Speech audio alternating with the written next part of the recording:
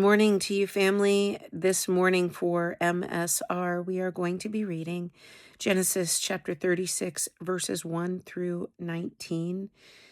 We're getting into the descendants of Esau, but before we get started, just another reminder that I will be off on a disciplers intensive, meeting with a small group of women, deepening ourselves in the faith, in the way, in the truth, in the way, the truth, and the life, so that we can continue effectively deepening others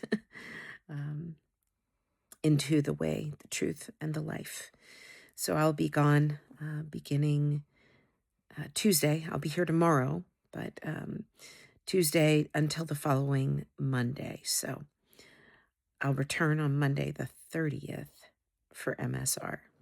This is the account of the descendants of Esau, also known as Edom. Esau married two young women from Canaan, Adah, the daughter of Elon the Hittite, and Oholibamah, the daughter of Anna and granddaughter of Zibeon the Hivite. He also married his cousin Basemath, who was the daughter of Ishmael and the sister of Nibalath. Adah gave birth to a son named Eliphaz for Esau. Basemath gave birth to a son named Ruel. Oholibamah gave birth to sons named Jeush, Jalam, and Korah. All these sons were born to Esau in the land of Canaan. Esau took his wives, his children, and his entire household, along with his livestock and cattle, all the wealth he had acquired in the land of Canaan, and moved away from his brother Jacob. There was not enough land to support them because of all the livestock and possessions they had acquired. So Esau, also known as Edom, settled in the hill country of Seir. This is the account of Esau's descendants, the Edomites, who lived in the hill country of Seir. These are the names of Esau's sons: Eliphaz, the son of Esau's wife Adah, and Ruel, the son of Esau's wife Basemath.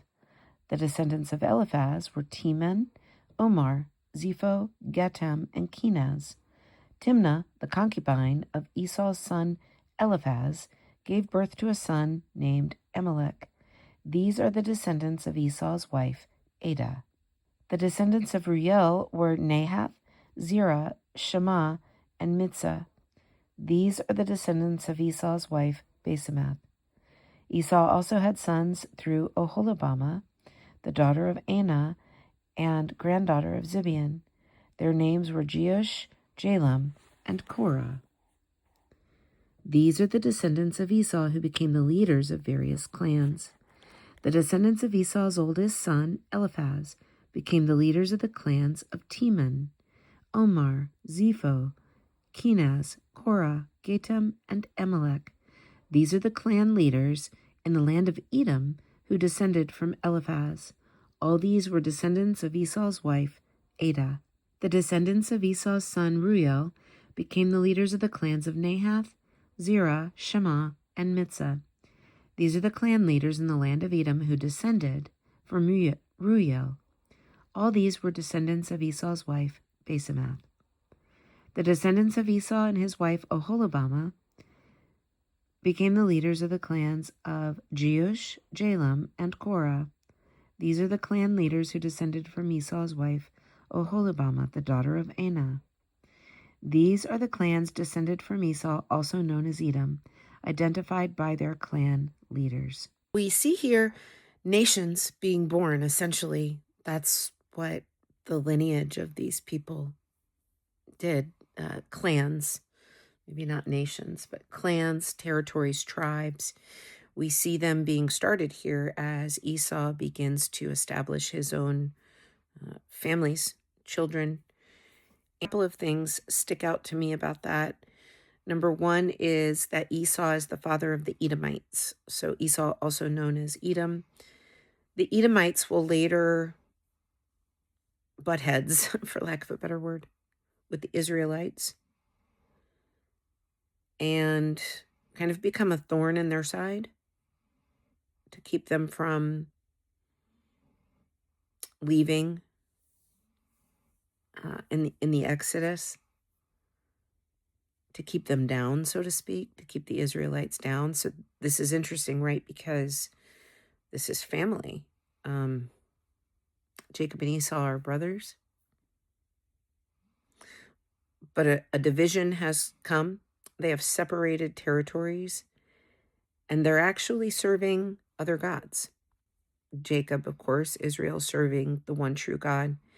And Esau is now defying the one true God by intermarrying with Canaanite women, which is what God had strictly forbidden for his people.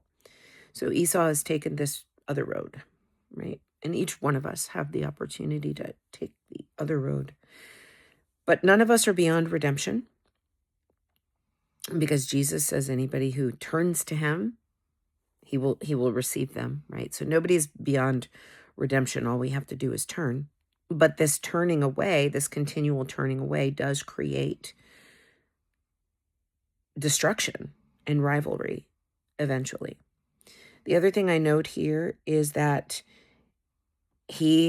Esau, had children with his cousin, one of Ishmael's descendants. Now, who was Ishmael?